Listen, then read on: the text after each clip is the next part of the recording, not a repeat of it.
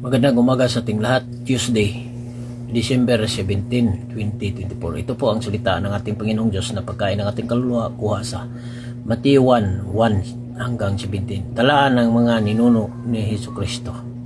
Ito ang talaan ng mga ninuno ni Jesucristo na mula sa angkan ni David, na mula naman sa lahi ni Abraham.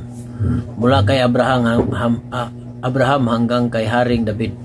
Ang mga ninuno ni Jesus ay sina Abraham, Isaac, Jacob na ama ni Huda, at ng kanyang mga kapatid, Huda na ama ni Pares, at Sarah kay Tamar, Pares, Isrom, Aram, Aminadab na Ason, Salmon, Boaz na anak ni Salmon kay Rahab, Obed na anak ni Boaz kay Ruth, at Jesse na ama ni Haring David.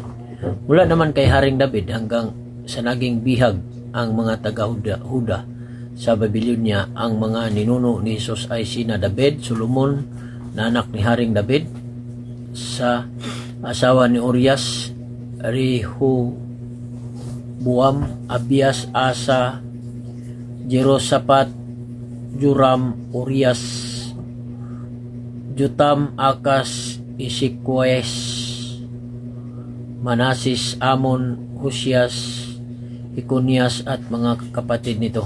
At pagkatapos na sila'y maging bihag sa Babylonia hanggang sa ipinanganak ni Jesus, si Jesus.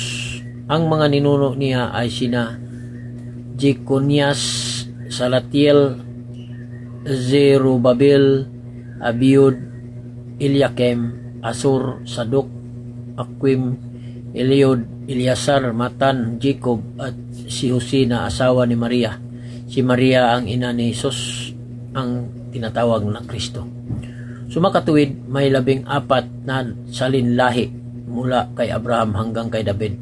14 mula kay David hanggang sa pagkabihag ng mga Israelita sa Babylonia, at 14 din mula sa pagkabihag sa Babylonia hanggang kay Kristo. Mao kini ang ebanghelyo sa atong Ginoo. Salamat. God bless us all.